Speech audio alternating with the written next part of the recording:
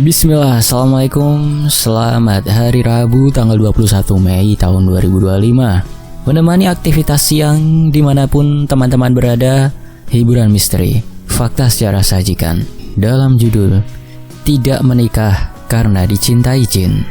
Ini dia selengkapnya di Fakta Sejarah. Bismillah.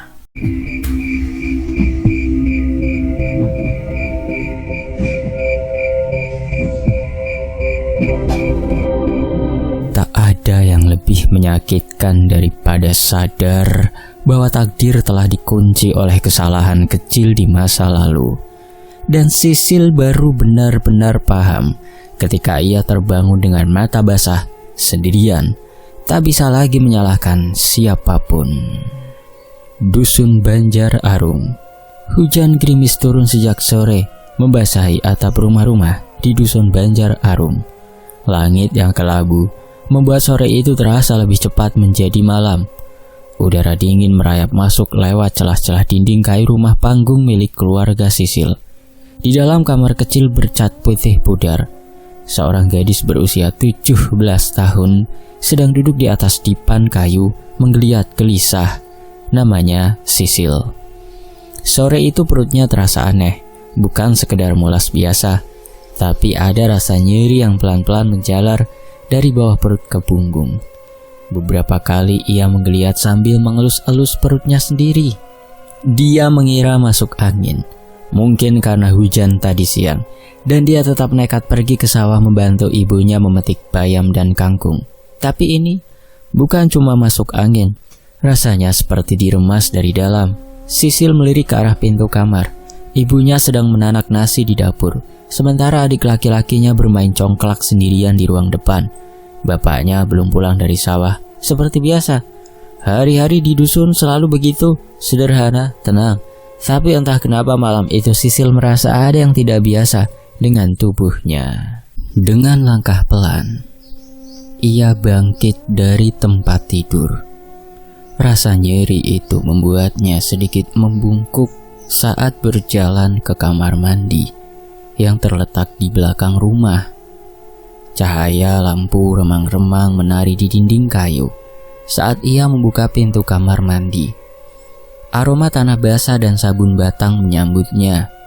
Ia duduk di atas lubang kloset jongkok yang terbuat dari semen kasar, menarik celana panjangnya perlahan, dan saat itulah ia melihatnya. Getih. Darah berwarna gelap, kental, menempel di celana dalam dan menetes sedikit ke lantai semen. Sisil membeku, nafasnya tertahan. Untuk sesaat, ia kira dirinya terluka, tapi dia tak merasa sakit di bagian luar tubuh. Tak ada lecet, tak ada luka, namun darah itu terus keluar, perlahan tapi pasti. "Ma!" jeritnya nyaring, nyaris tercekik. Suara jeritanya memecah heningnya malam. Seekor burung hantu terbang dari pohon jambu belakang rumah. Adik laki-lakinya terdiam, menoleh ke arah belakang, dan ibunya, seorang perempuan bertubuh mungil yang wajahnya selalu tampak tenang, bergegas menghampiri. "Ada apa, Sil?" tanya ibunya dari balik pintu kamar mandi. Suaranya cemas, tapi tak panik. Sisil membuka pintu sedikit. Wajahnya pucat, matanya berkaca-kaca.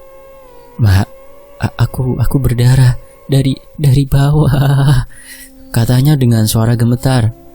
Ibunya menatapnya sejenak, lalu tersenyum samar. "Kamu sudah gadis, Sil? Itu tandanya?" Sisil mengernyit. Apa maksudnya, Mak?" "Sudah, kamu bersihkan dulu, nanti Mak jelaskan. Tenang, itu bukan luka. Kamu tidak sakit. Itu hal yang alami." Tapi Sisil tak mengerti. Air matanya mengalir, tubuhnya gemetar. Dia membersihkan bagian bawah tubuhnya sekenanya, lalu keluar kamar mandi sambil terus menunduk. Ibunya menyambutnya dengan kain bersih dan memintanya duduk di dalam kamar. Di dalam kamar, suasananya tenang. Hujan masih turun rintik-rintik. Sesekali angin berdesir lewat jendela yang sedikit terbuka. Di depan Sisil, ibunya membuka sebuah kotak kayu kecil dari atas lemari. Dari dalamnya, ia mengeluarkan selembar kain tipis yang dilipat rapi. Sisil memandanginya dengan bingung. Ini pembalut kain. Dulu, emak pakai ini waktu pertama kali berdarah. Tapi sekarang ada yang lebih praktis. Tunggu sebentar. Ibunya membuka tas belanja plastik dari pasar. Di dalamnya ada bungkus pembalut sekali pakai. Ia mengajari Sisil cara memakainya, perlahan-lahan sambil menjelaskan. Ibunya menatap mata anak gadisnya dengan dalam. Sisil, mulai malam ini kamu sudah dianggap dewasa. Tubuhmu akan berubah dan kamu harus jaga baik-baik darahmu. Itu bukan sembarang darah. Sisil menelan ludah. Kenapa, Mak? Memangnya darah ini bisa apa? Ibunya menghela nafas. Kamu tahu, di desa ini kita masih percaya bahwa darah pertama itu punya kekuatan. Kalau tidak dibersihkan dan dikubur dengan benar, bisa mengundang makhluk-makhluk yang tidak seharusnya datang. Sisil membisu.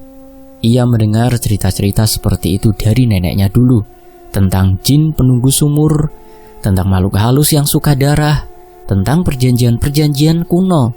Tapi ia tak pernah menyangka kalau semua itu bisa ada hubungannya dengan dirinya.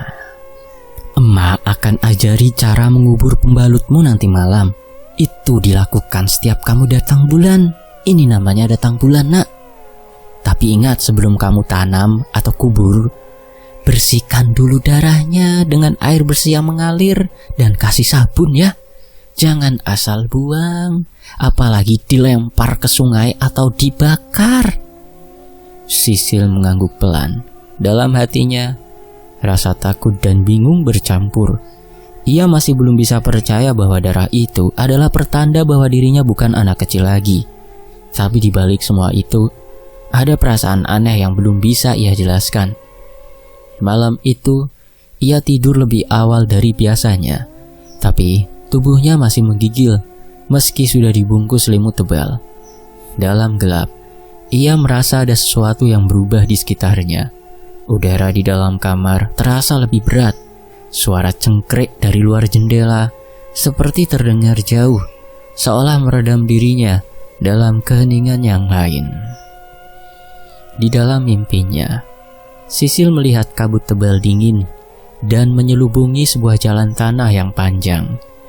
Ia berdiri di tengah jalan itu, mengenakan baju putih panjang, dan dari kejauhan tampak sesosok bayangan hitam besar berjalan ke arahnya.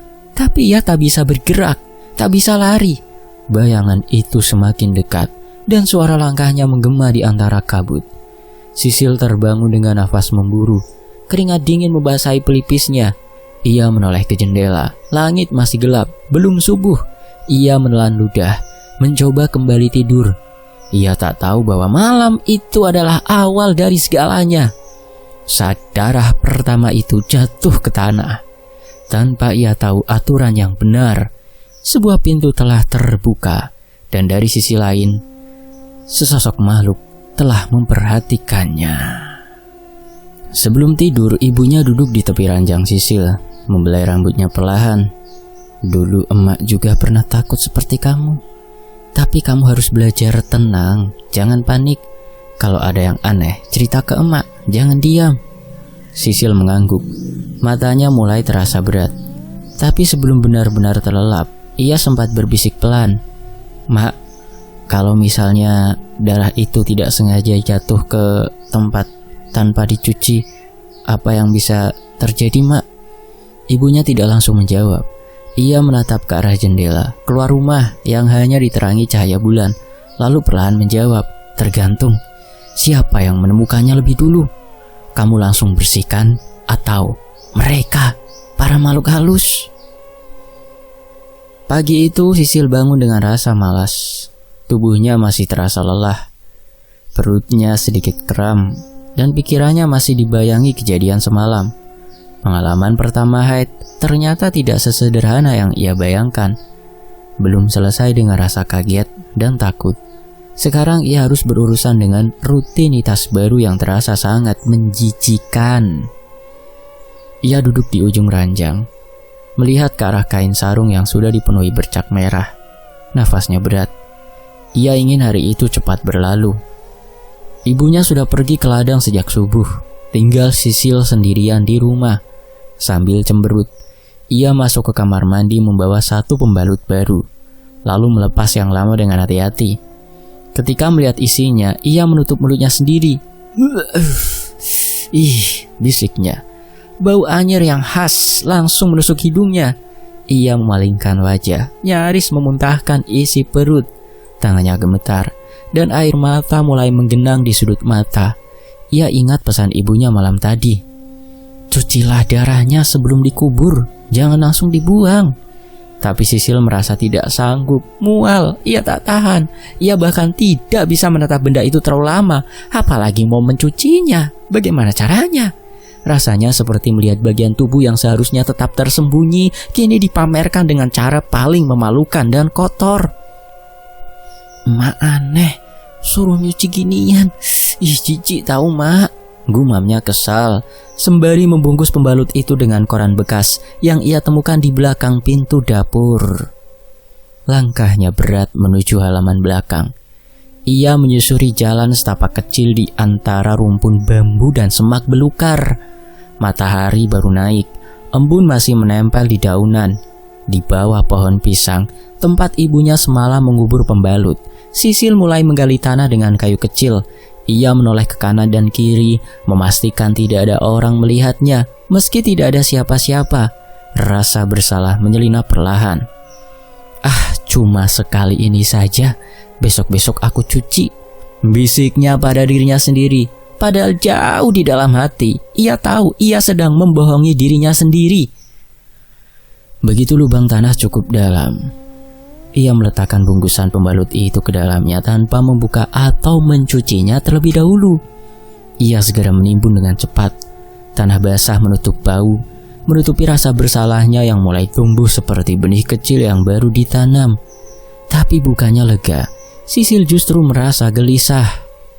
Sore harinya, langit mendadak mendung. Angin bertiup lebih kencang dari biasanya.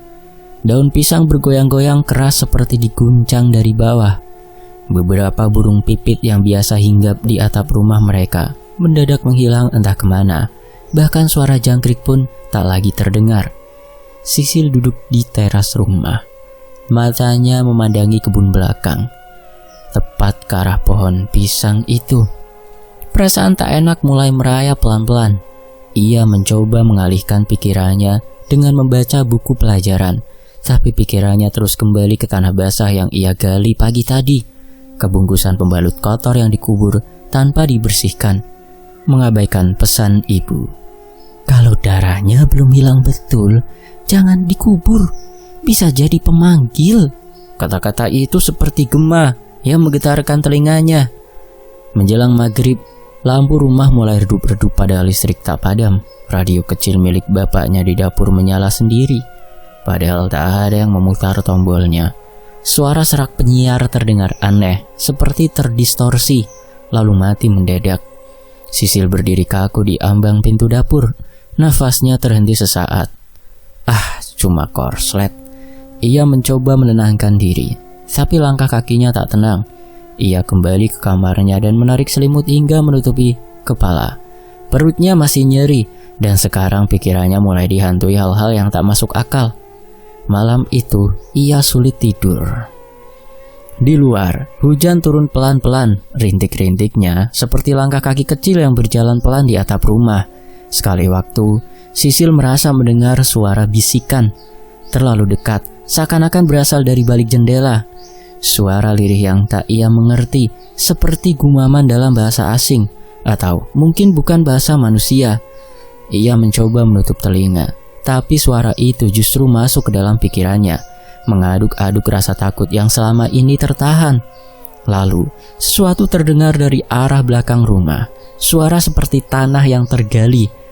Cekikikan lirih, dan bunyi cetlak-cetluk seperti benda basah yang dijilat atau disentuh dengan lidah. Sisil menjerit kecil. Ia tahu suara itu berasal dari arah pohon pisang. Pagi harinya, ia bangun dengan mata sembab.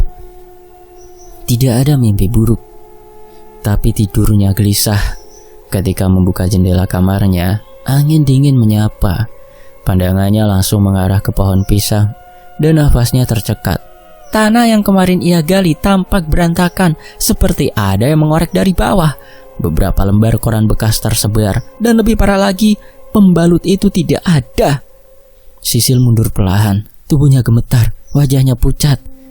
Di bawah pohon, ia melihat jejak kaki, kecil, tak seperti kaki orang dewasa, tapi bukan juga kaki anak-anak.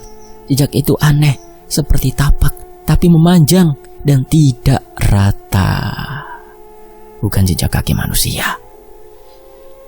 Sejak pagi itu, saat tanah di bawah pohon pisang terlihat tergali dan pembalut yang ia kubur lenyap entah kemana, Sisil merasa ada sesuatu yang berubah di sekelilingnya.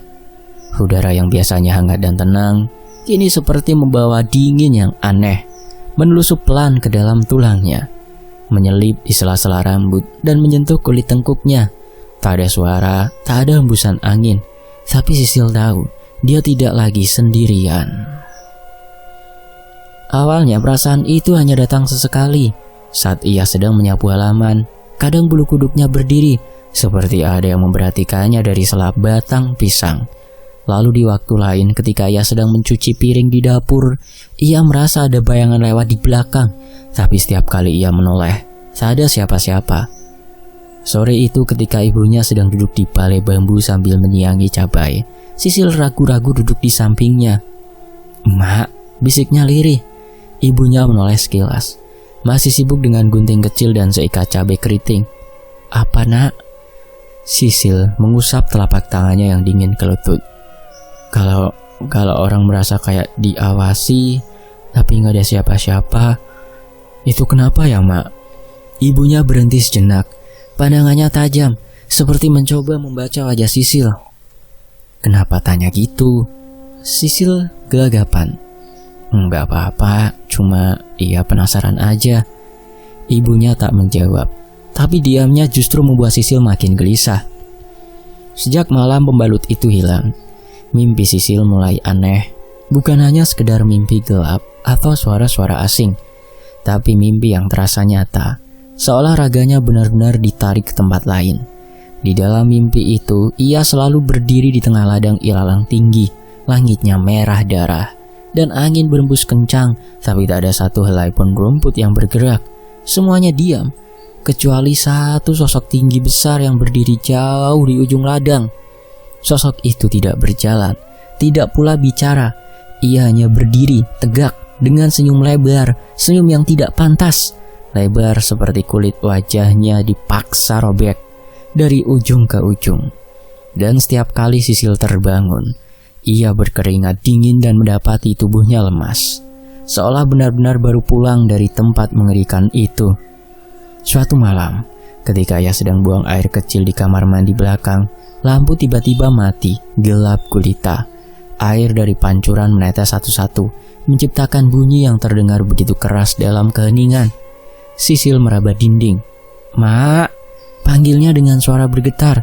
Tiba-tiba ada sesuatu dingin dan kasar menyentuh pundaknya, seolah tangan yang kurus dan panjang memegangnya dari belakang.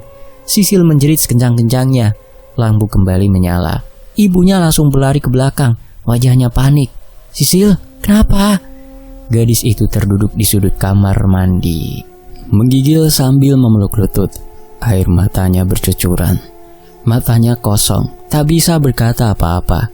Sejak kejadian itu, ibunya mulai lebih sering memperhatikan Sisil.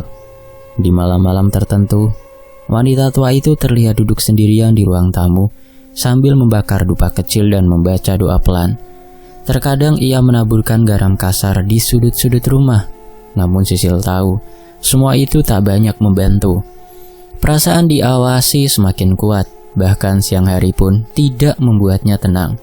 Kadang saat sedang tidur siang, ia merasa ada bayangan yang menatap dari ambang pintu. wajah itu samar, tapi ia tahu itu bukan wajah manusia. Ia bahkan mulai enggan mandi karena selalu merasa kamar mandi itu bukan lagi ruang kosong, tapi jadi tempat tinggal sesuatu. Suatu malam, Sisil memberanikan diri untuk bertanya lagi pada ibunya. "Mak, kalau orang dikutuk itu bisa karena apa sih, Mak?" Ibunya menoleh cepat. "Kenapa kamu nanya gitu lagi?" Sisil menunduk. "Sisil waktu itu enggak nurut kata emak. Pembalut itu enggak Sisil bersihin." Suasana langsung hening. Angin malam berdesir, membawa suara kodok dari sawah jauh di belakang rumah. Wajah ibu Sisil menegang. Ia menatap anak gadisnya dengan tajam, lama sekali. "Apa kamu tahu, Nak? Darah haid itu bukan darah biasa. Kan ibu sudah bilang, kalau dibuang sembarangan, apalagi tanpa dibersihkan, bisa jadi panggilan, bisa jadi umpan buat mereka yang nunggu kesempatan." Sisil menelan ludah. "Mereka siapa, Mak?" Ibunya berdiri, mengambil kendi kecil dari rak kayu. Ia mengisi air dan menaburkan bunga kenanga dan melati ke dalamnya. Lalu ia kembali duduk di dekat Sisil, menatapnya dengan lembut tapi tegas. "Kamu harus bilang sama emak kalau ada yang aneh lagi. Jangan simpan sendiri ya." Sisil hanya mengangguk, tapi malam itu ia tahu segalanya sudah terlanjur terjadi. Esok harinya Sisil kembali mimpi buruk. Tapi kali itu, sosok tinggi besar itu tidak hanya berdiri di ladang. Ia mendekat, pelan-pelan langkahnya tak terdengar. Tapi Sisil bisa merasakan setiap desiran tanah yang ia injak. Dan saat ia hampir menyentuh wajahnya Sisil dengan tangan panjangnya, gadis itu terbangun. Tapi tidak di kamarnya, ia berada di belakang rumah, tepat di samping pohon pisang. Tanah tempat pembalut itu dikubur kini tergali lagi, tapi kali ini bukan tanahnya yang aneh, melainkan sesuatu di atasnya. Waktu memang seperti air yang mengalir tanpa bisa ditahan. Tahu-tahu sudah mengering di ujung aliran, menyisakan retak-retak di tanah yang dulu basah. Begitu pula yang dirasakan Sisil. Rasanya baru kemarin ia merasakan sakitnya dan sebuah teror di hari pertama dia datang bulan. Dan saat masih lari-larian di pematang sawah, membantu ibunya memetik hasil panen. Tapi kini tubuhnya sudah tak sekuat dulu. Lututnya mulai mudah pegal, kulitnya tak lagi sekencang masa remajanya. Dan yang paling ia sadari, cermin mulai jujur menunjukkan garis-garis halus di bawah mata. Sisil kini sudah 32 tahun dan dia belum menikah. Bukan karena tidak ingin, justru sejak usianya menginjak 25, ia mulai berpikir serius soal pernikahan. Ingin punya rumah sendiri, punya suami yang pulang membawa cerita, punya anak-anak kecil yang menjerit di halaman rumah. Namun entah kenapa, semua hubungan yang ia jalani selalu berhenti di tengah jalan. Selalu tanpa kejelasan, tanpa alasan masuk akal. "Aku butuh waktu," kata pacarnya yang pertama. "Kita gak cocok," kata pacar yang kedua. "Aku tiba-tiba ngerasa berat, gak bisa dilanjutkan, Sil," kata yang ketiga.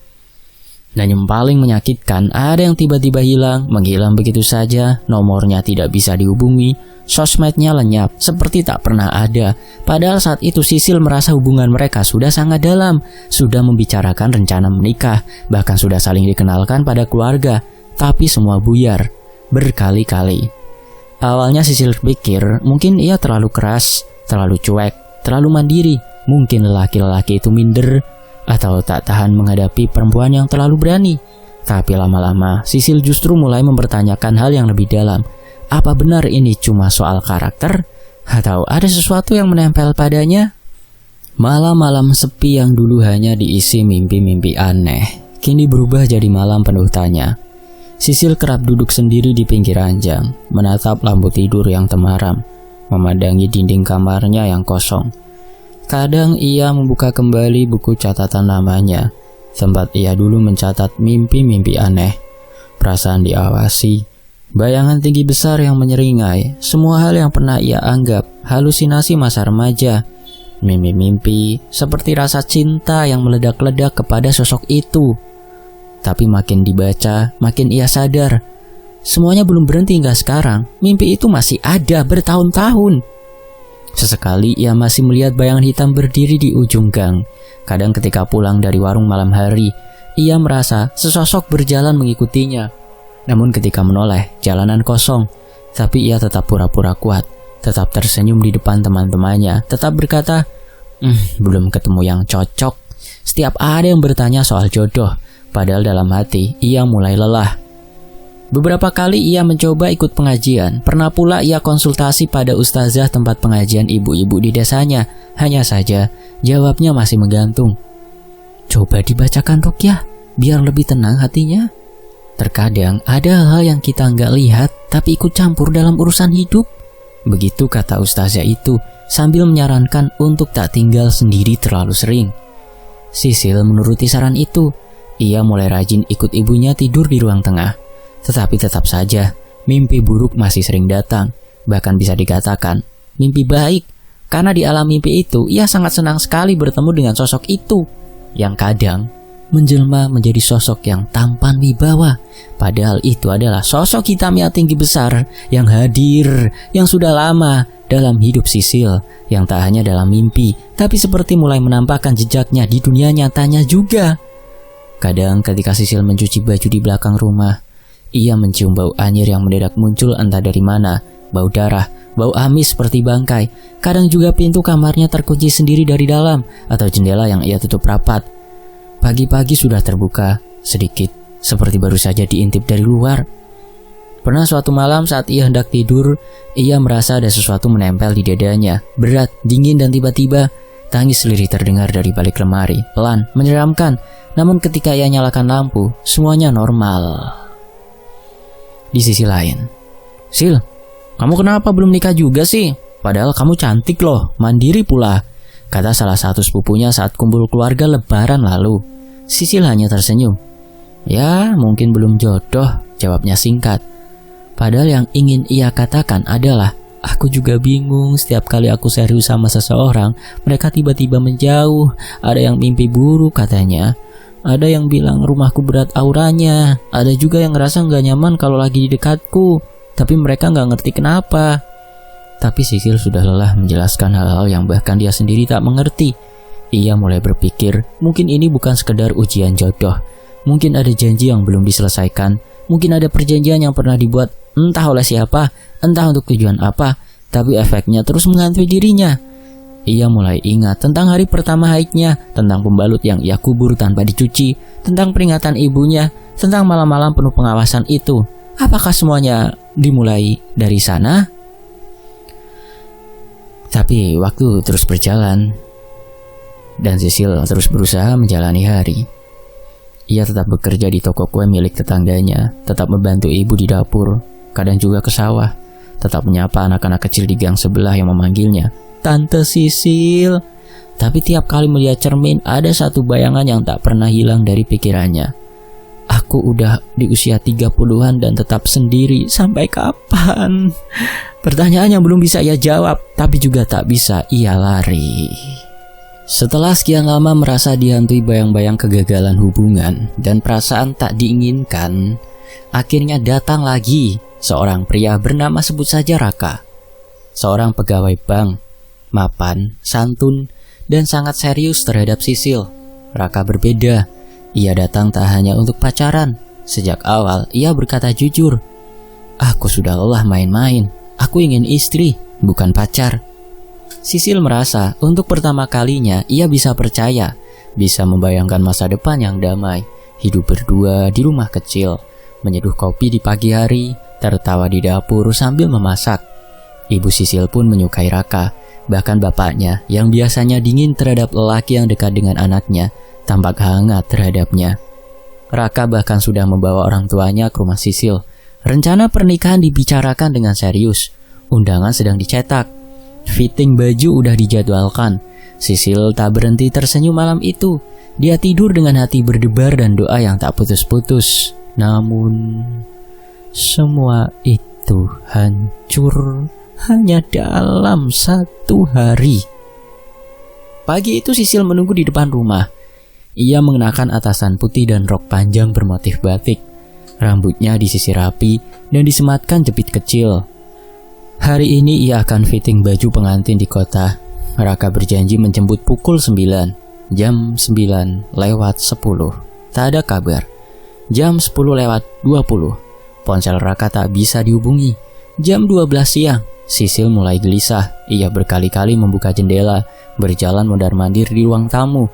Hingga menjelang sore, sebuah kabar datang, tapi bukan kabar bahagia. Maaf mbak, Mas Raka kecelakaan di jalan. Motornya tertabrak truk dari belakang, meninggal di tempat. Sisil terpaku, dunia seperti berhenti berputar. Ia merasa jantungnya tercekat, suaranya hilang. Ia tidak menangis, tidak berteriak, hanya duduk diam. Mata menatap kosong ke lantai, seperti tidak mengerti apa yang baru saja didengar. Fitting baju berubah jadi doa kematian. Kali ini Sisil gagal lagi, tapi gagalnya sangat mengerikan. Kematian. Bulan-bulan setelah itu terasa seperti kabut. Sisil menjalani hari seperti robot. Ia menolak bicara soal Raka, menolak buka media sosial. Ia hanya mengurung diri, sesekali membantu ibu memasak, kadang menyiram bunga di halaman sambil diam. Tapi hidup tetap berjalan. Dan entah kenapa, kejadian aneh itu terulang. Bukan sekali, tapi berkali-kali. Tiap kali ada pria yang mulai serius, yang mulai berkata ingin menikahinya. Entah kenapa, entah bagaimana, kembali selalu ada kejadian buruk menimpa mereka. Ada yang meninggal mendadak karena serangan jantung, padahal usianya baru 30 dan sangat sehat. Ada yang meninggal karena kecelakaan mobil saat hendak menemuinya. Yang paling tak bisa ia lupakan adalah seorang pria bernama Yusuf, dosen muda di kota sebelah. Mereka baru berkenalan 2 bulan, tapi terasa cocok. Yusuf sudah menyatakan niatnya untuk melamar. Sisil sempat bimbang, tapi akhirnya ia memberanikan diri membuka hati lagi. Seminggu sebelum lamaran, Yusuf sempat mengirim pesan. Malam ini aku mimpiin kamu. Kamu menangis, duduk sendiri di kursi taman, pakai baju putih. Ada sesuatu hitam di belakangmu, tinggi besar, seperti melindungimu, tapi kamu gak sadar. Aku bangun dengan nafas sesak. Aneh banget Sil, aku mau mendekat gak bisa. Sepertinya sosok di belakangmu itu sangat marah padaku. Sisil hanya membalas, itu cuma mimpi mas, mungkin kamu capek. Dan besoknya Yusuf hilang. Motor ditemukan di jembatan kecil tanpa dirinya. 2 hari kemudian tubuhnya ditemukan di sungai, mengambang, tanpa tanda-tanda luka serius. Polisi bilang dia mungkin terjatuh sendiri. Tapi Sisil tahu, bukan itu penyebabnya. Ia mulai mengingat kejadian-kejadian aneh sejak dulu. Sejak menstruasi pertamanya, sejak peringatan dari ibunya, sejak mimpi-mimpi buruk, sejak bayangan hitam itu hadir di hidupnya. Apakah sosok itu yang menghalangi semua pria mendekatinya? Apakah ada sesuatu yang mengikat dirinya, membuatnya menjadi milik dia? Kematian demi kematian itu membuat Sisil semakin dingin, semakin tertutup. Ia tak lagi percaya pada kebahagiaan untuknya dalam urusan cinta. Beberapa orang menuduhnya sial, ada pula yang bergosip, jangan dekat-dekat Sisil, siapapun yang serius sama dia pasti mati. Sisil hanya diam, ia tak ingin menjelaskan. Siapa yang mau percaya kalau ia bilang, aku rasa ada makhluk gaib yang menjagaku terlalu posesif. Siapa yang mau dengar kalau ia bilang, mereka membunuh pria-pria itu karena tak ingin aku dimiliki siapapun. Ia pun mulai menolak semua ajakan kenalan. Tak ingin berurusan dengan lelaki manapun. Lebih baik sendiri daripada harus mengubur orang yang mulai ia sayangi lagi dan lagi. Namun satu malam di bulan purnama, Sisil duduk di beranda rumah. Angin malam membawa aroma bunga melati, dingin, sunyi. Tiba-tiba ia merasa seperti ada yang berdiri di belakangnya. Ia menoleh, kosong. Tapi jantungnya berdetak lebih cepat. Bukan karena takut, tapi karena perasaan aneh. Perlindungan. Seolah ada sesuatu yang berkata dalam bisikan sunyi, kau adalah milikku, tak ada yang boleh mengambilmu. Dan Sisil entah karena sudah terlalu lelah melawan atau sudah terlalu terbiasa, hanya menatap langit dan membiarkan air matanya jatuh pelan. Malam datang lagi. Udara di dalam kamar Sisil lembab, seolah dindingnya memendam rahasia yang membusuk. Ia berbaring di ranjang tua yang kini terasa seperti ranjang pesakitan. Pikirannya kacau. Matanya bengkak karena terlalu banyak menangis. Ucapan-ucapan penuh kebencian dari para orang tua pria-pria yang pernah mencintainya masih terngiang. Yang berkata, pembawa sial lah, perempuan terkutuk lah, penebar maut lah. Sisil memejamkan mata. Ia ingin melupakan semua, tapi justru ketika kesadarannya mulai mengambang, mimpi itu datang. Di dalam mimpi, dunia seperti terbalik. Langit merah darah, tanah retak dan hitam. Udara penuh bau besi berkarat. Di hadapannya berdiri sosok tinggi besar. Tubuhnya dililit kain abu-abu seperti kabut. Matanya merah menyala, tapi anehnya, suaranya lembut, seperti lelaki yang menyimpan rindu bertahun-tahun. "Sisil," kata sosok itu. "Aku tahu kau terluka." Sisil hanya menatapnya, matanya menyipit antara takut dan penasaran. "Jangan takut. Aku di sini bukan untuk menyakitimu. Justru aku yang telah melindungimu selama ini." Sisil menggigit bibir. Ia ingin berlari, tapi tubuhnya terpaku, nafasnya terengah. Apa maksudmu? Apa kau yang membunuh mereka?" tanya Sisil dengan suara parau. Makhluk itu mendekat, bayangannya menghitamkan dunia di sekeliling Sisil. Tapi ketika ia menyentuh bahu gadis itu, sentuhannya terasa hangat, seperti seseorang yang sangat mencintai, tapi tidak bisa memiliki. "Mereka ingin memilikimu, tapi aku tak bisa membiarkan itu terjadi." "Kenapa?" "Karena aku mencintaimu." Sisil terdiam, otaknya menolak, tapi jiwanya seperti mengerti.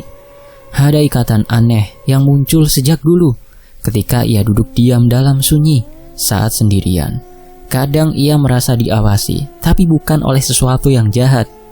Justru seperti ada yang menjaga, menunggu. Makhluk itu melanjutkan, suaranya berat dan penuh rahasia.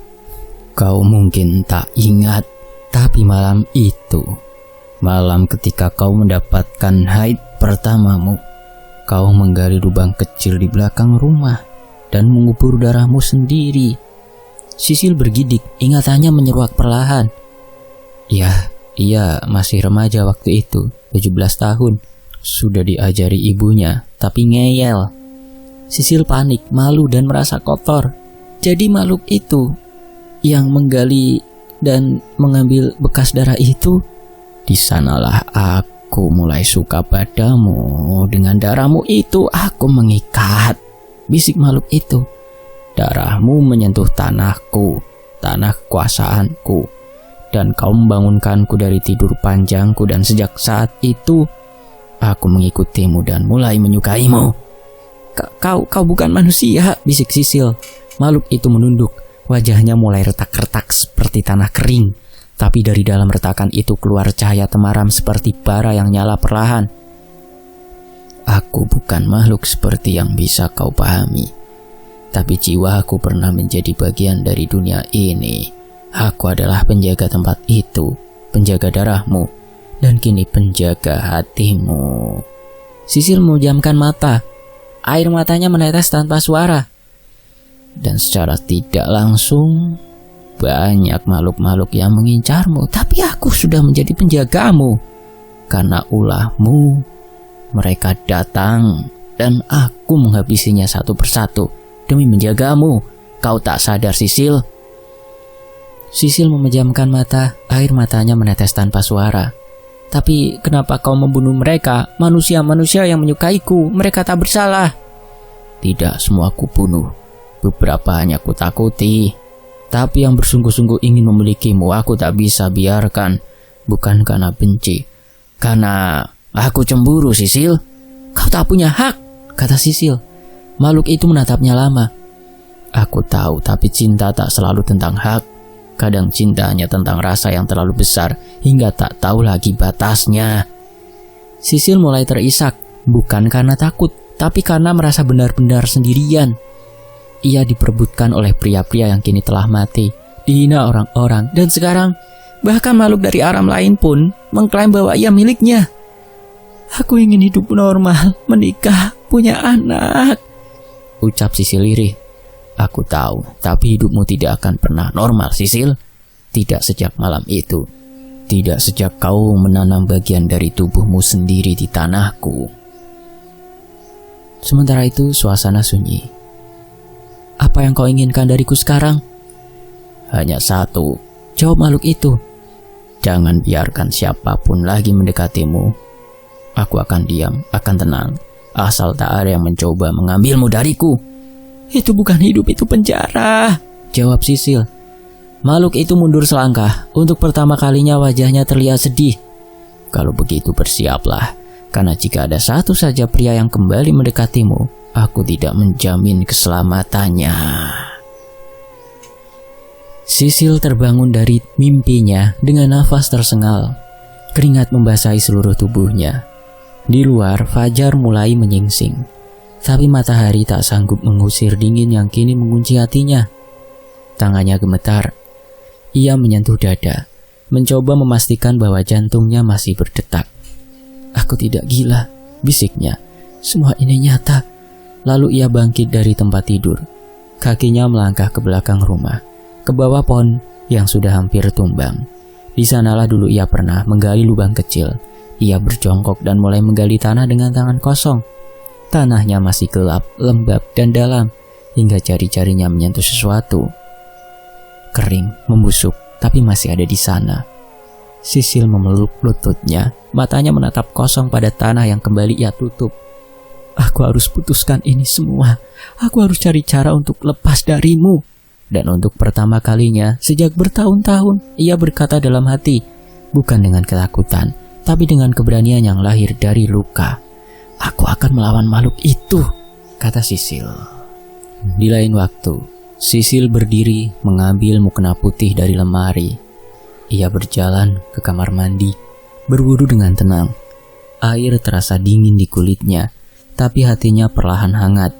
Ia ingin sholat, bukan untuk meminta keajaiban, bukan untuk memohon agar semuanya kembali seperti semula, karena ia tahu tak akan pernah sama lagi, tapi hanya ingin berbicara, berkomunikasi kepada Tuhan yang menciptakannya, satu-satunya yang masih bisa diajak bicara tanpa takut kehilangan nyawa. Di atas sajadah yang usang peninggalan ibunya, Sisil bersujud. Tangisnya pecah, tanpa suara, hanya air mata yang mengalir deras, membasahi pipi dan dagunya. "Ya Allah," bisiknya lirih. "Aku menyesal. Aku tidak tahu dulu. Aku bodoh, aku sombong, aku merasa kuat padahal lemah. Aku merasa suci padahal aku kotor. Ampuni aku ya Allah." Entah berapa lama ia menangis dalam sujud itu. Tapi ketika ia bangkit, hatinya terasa sedikit lebih ringan, plong. Bukan karena masalahnya selesai, tapi karena ia mulai menerima. Hari-hari berikutnya, Sisil mulai menjalani hidup dengan tenang. Ia tak lagi membuka diri pada siapapun, tak lagi membalas pesan dari laki-laki. Bahkan undangan reuni pun ia tolak, bukan karena dendam atau marah, tapi karena ia memilih menjaga jarak. Ia sadar, selama makhluk itu masih terikat padanya, ia tak bisa dekat dengan siapapun. Ia tak mau lagi ada korban. Cukup, sudah cukup nyawa yang melayang. Malam-malamnya tak lagi diisi tangis, tapi doa. Ia memperbanyak wirid, mengingatnya, membaca ayat-ayat perlindungan, dan menyalakan lampu kecil agar kegelapan tak sepenuhnya menguasai rumah. Kolbu maksudnya, menyalakan hati. Dan yang paling penting, ia tak pernah lagi tidur tanpa menutup jendela dan membaca ayat kursi. Makhluk itu masih sering datang, tapi tidak semengerikan dulu. Intensitasnya berkurang. Kadang hanya seperti bayangan di sudut kamar, kadang seperti angin yang berbisik lembut di telinga. Ia tak lagi marah, tapi lebih sering diam, seperti menyadari bahwa cintanya ditolak oleh Sisil, tapi tak bisa memaksa. Sisil pernah mencoba memutus perjanjian itu. Ia datang ke beberapa orang pintar, ahli supranatural, bahkan ke seorang kiai sepuh di desa sebelah. Tapi semua orang hanya menggeleng atau menyarankan agar ia pergi jauh dan tak lagi tinggal di tanah yang sama. Tapi Sisil tak bisa pergi. Tanah ini tempat ibunya dimakamkan. Rumah ini satu-satunya peninggalan orang tuanya. Dan pohon di belakang itu adalah saksi bisu dari semuanya. Kalau memang harus seperti ini, katanya suatu malam sambil menatap langit-langit, "Aku akan bertahan, tapi aku tidak akan membiarkan kau mengendalikan hidupku sepenuhnya." Dan malam itu untuk pertama kalinya makhluk itu bicara lagi, tapi suaranya jauh lebih pelan, bahkan nyaris seperti angin. "Aku hanya mencintaimu." kata makhluk itu. Cinta tidak menyakiti, jawab Sisil tenang. Cinta tidak membunuh. Tak ada jawaban setelah itu, hanya suara daun-daun bergesekan di luar jendela.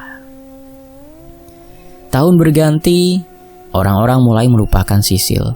Anak-anak baru tumbuh dan tak lagi peduli gosip lama. Sisil kini dikenal hanya sebagai perempuan tua yang tinggal sendirian di rumah besar. Tiap pagi ia menyapu halaman, menyiram bunga, kadang memberi makan kucing liar yang datang dan pergi. Beberapa anak muda yang lewat kadang menyapa, dan Sisil hanya membalas dengan senyum kecil. Tak banyak bicara, tak banyak tanya. Tapi setiap malam Jumat selalu ada satu kebiasaan yang tak pernah ia lewatkan. Mengunjungi makam ibunya. Di sana ia duduk diam, berdoa, kadang berbicara pelan, seolah ibunya masih bisa mendengar. "Aku baik-baik saja, Bu," katanya suatu malam. "Aku tidak sendiri, walaupun aku sendiri."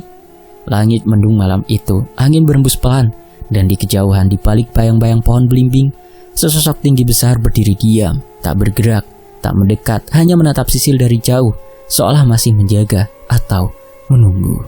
Tamat. Demikianlah sebuah kisah. Semoga menjadi hikmah dan tentunya terhibur ya. Fakta Sejarah pamit. Wassalamualaikum warahmatullahi wabarakatuh. Anggap saja kisah misteri hiburan ya. Sementara kolom komentar saya nonaktifkan dulu ya, karena ada satu sebab, yakni komentar spam judul. Semoga komentar itu segera lenyap di channel ini ya teman-teman ya. Saya pamit. Wassalamualaikum, sampai jumpa.